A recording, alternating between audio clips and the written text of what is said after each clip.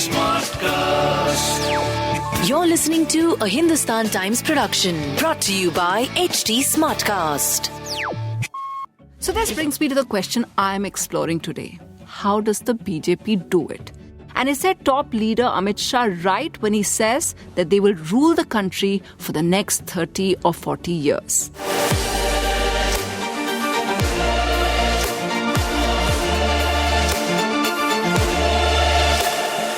You're listening to First Voice Last Word, our weekly podcast on Indian politics.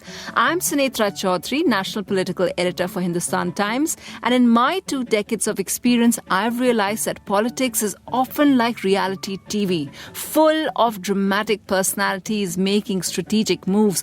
But unlike the entertainment that stars provide, this actually impacts our lives. So let me take you inside these corridors of power to understand what the netas are talking about and how their moves ripple down to us. And today, I tell you how the BJP has become an election-winning machine just by using 5 core strategies. The number 1 strategy is pretty simple and is a golden rule for any enterprise or any organization. Sheer hard work with very close monitoring. क्या देश के 18 राज्यों में भाजपा की सरकार है? 1300 से अधिक विधायक हो, 400 से अधिक सांसद हो, राज्यसभा में भी वर्षों के बाद कोई दल 100 के आंकड़े को छूने जा रहा है, वो नसीब भी भाजपा को मिला है. Prime Minister Narendra Modi urging party workers in May this year to never be complacent. It's a lesson that those inside the BJP know very well.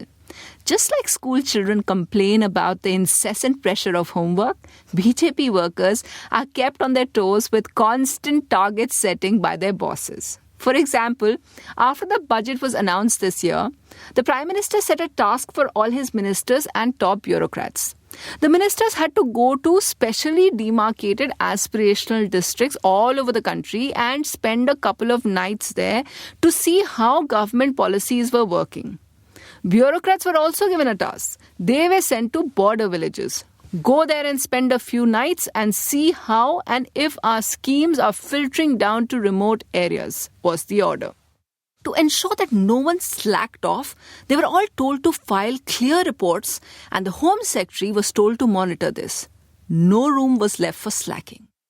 I always think of this great anecdote which a BJP insider told me about their micro-donation campaign. It's a scheme the party introduced as part of going back to their Sangh roots and giving a modest donation which could be very small, just like 5 rupees or so. So like all their campaigns, it was decided that everybody in the party, however senior or junior, must contribute and must urge others to do so. Because the BJP has such large numbers, everyone thought that they'd get in lots of money. But 2 months down the line, they hadn't even collected 1 crore rupees. The BJP leader told me that the reason wasn't because of lack of enthusiasm, but because the party workers were given so many tasks and so many commands, they just sometimes get frazzled and were sometimes just unable to keep up with their tough bosses. Now, one of these insiders, key strategist and minister Bhupender Yadav, has written a book, and it's called The Rise of the BJP, that he's co-authored with economist Ila Patnaik. As I read through its pages, tracking the rise of the party since independence, it was fascinating to see what they acknowledge as their key to success. Yes, we do assess our strength and weakness and act accordingly. The BJP treats every seat, every election with the same respect because every voter matters, whether it is UP or Bengal. We want to win. We want to serve. In BJP, power is the means to service. If power is the means to service, then the second strategy the party uses to get to that power is their adherence to ideology. What led to BJP's rise was its commitment to the ideology of cultural nationalism.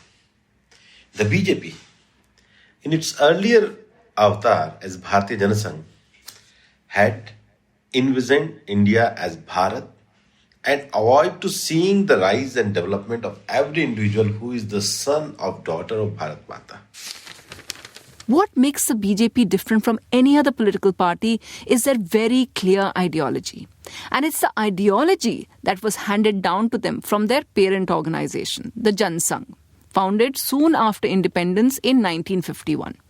The first president of the Jan Sangh was Shama Prasad Mukherjee, who was a staunch critic of Jawaharlal Nehru, especially on laws like the Hindu Code Bills. Nehru wanted Hindu personal laws reformed so that polygamy was barred and daughters got the same rights as sons. But nationalists like Mukherjee felt that Hindus and their personal laws were being singled out while the constitution prescribed a uniform civil code. They felt, the Jan Sangh felt, that Muslims and the Muslim personal laws were left untouched because of Nehru's appeasement politics. This lies at the core of the party's foundation, and that's why the words in the Sangh's first manifesto in 1951 are ones we are so familiar with even today.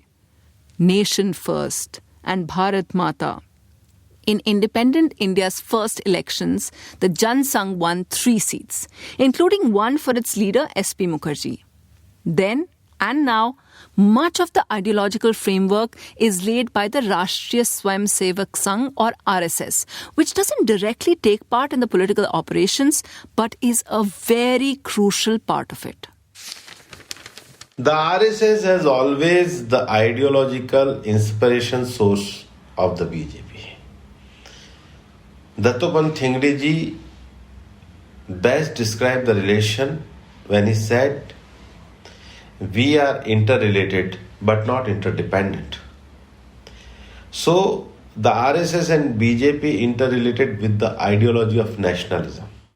What started in 1952 kept steadily increasing for the Jan Sangh in terms of vote share and seats, till the 1977 elections when emergency ended and Indira Gandhi's government was thrown out by the United Opposition or Janata Party.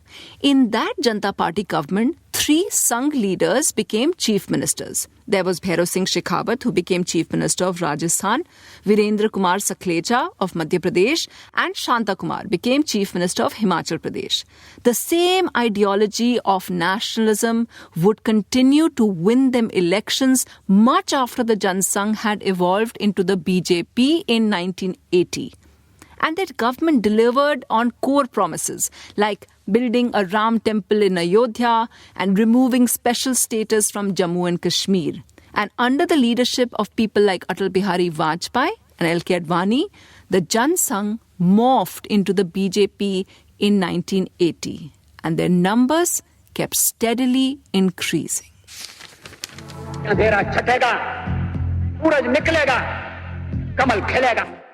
This brings me to strategy number 3 in Operation Rise of the BJP. Learn from your mistakes and quickly rectify them, like identifying why a particular election was lost. In his book, Bhupender Yadav gives us an insight into what was really happening inside the BJP camp when they had the shock defeat of the Vajpayee government in 2004. It was the first time they had enjoyed a full term of power, and apparently it went to their head. They thought they'd just won state elections in Chhattisgarh, Madhya Pradesh and Rajasthan in 2003. The media opinion polls were solidly for them, and so they brought the general elections forward. Vajpayee's minister and campaign strategist Pramod Mahajan told everyone that India was shining, and so they launched this very shiny campaign.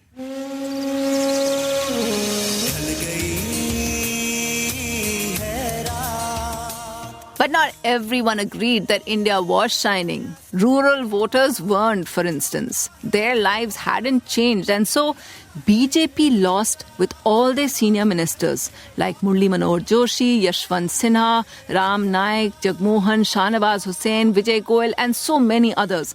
And the reasons identified were lack of communication, lack of coalitions in Assam, Haryana, and a very important factor: when they were in government, they had almost ignored the party and the organization. There was so much flux, they had 4 party presidents in just 6 years. The BJP did not ignore the organization.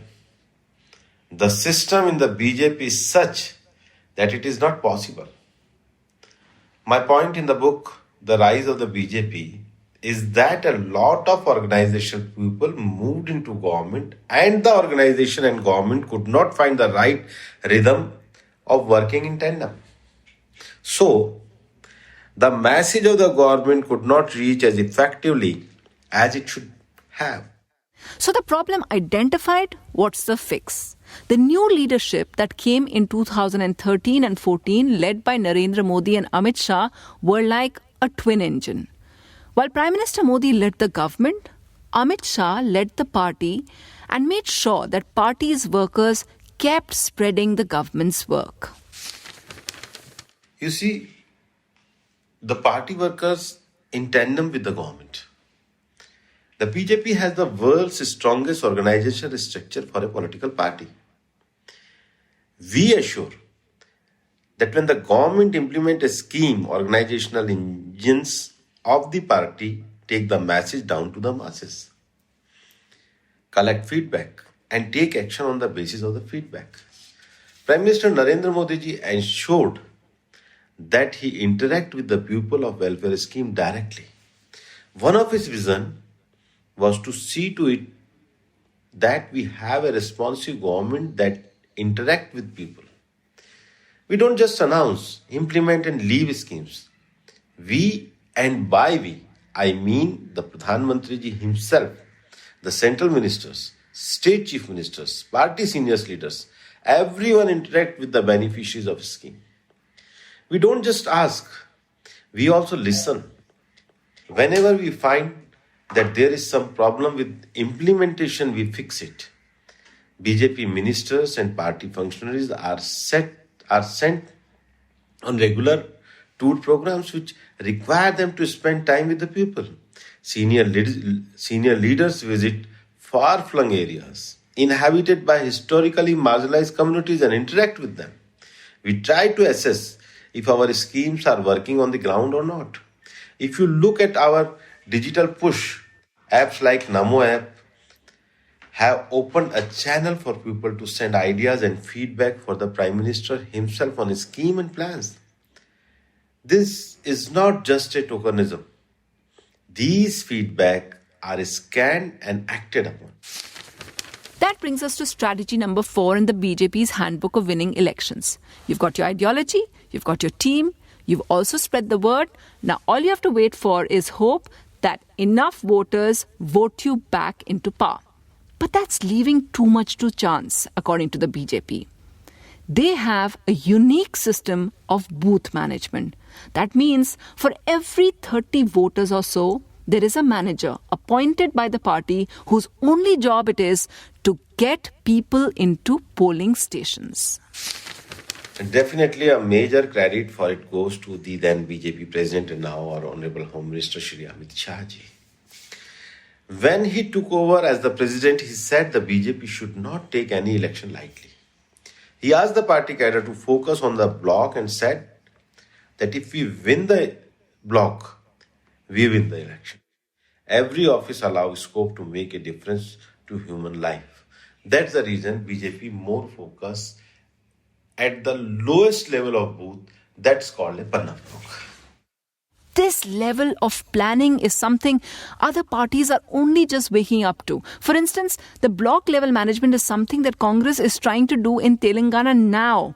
And the BJP has 8-year lead on them. I mean, no other party has the imagination to target groups that were never tapped before. For example, have you heard of Pariksha Pe Charcha? It's an event that the Prime Minister introduced when he speaks to board exam students. Now, ostensibly, there's nothing political about it. But in his book, Bhupender Yadav says that this was the party's way of connecting with families who would have otherwise not cared about the BJP, and the Prime Minister to influence those who were about to turn 18 and become first-time voters. Now, I don't know if it works or not, but for young kids who make up a majority of our voters, it was introducing them to Modi, connecting with them in ways other netas didn't. It was just great planning. Kids, parents, every person who receives ration or subsidies to build toilets and homes, everyone was being tapped and reminded about the BJP by its strategists. The BJP is likely to keep winning elections. By 2024, Prime Minister Modi will be 74 years old. So the intangible question is, will anti-incumbency finally catch up? Or will the Modi magic refuse to fade?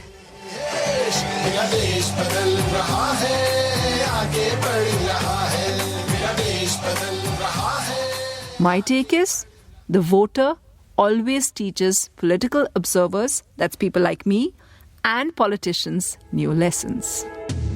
This episode was produced by Deepti Ahuja and edited by Sanju Abraham. Editorial inputs were by Isha Sahai Bhatnagar and Snehashish Roy. To stay updated on this podcast, follow us at HT Smartcast on Facebook, Instagram, Twitter, YouTube, LinkedIn, you know the drift. To listen to more such podcasts, log on to htsmartcast.com. I'm Sunitra Chaudhary, and we'll be back again with First Voice, Last Word, and yet another inside political story next week. Till then, goodbye. This was a Hindustan Times production brought to you by HT Smartcast. HT Smartcast.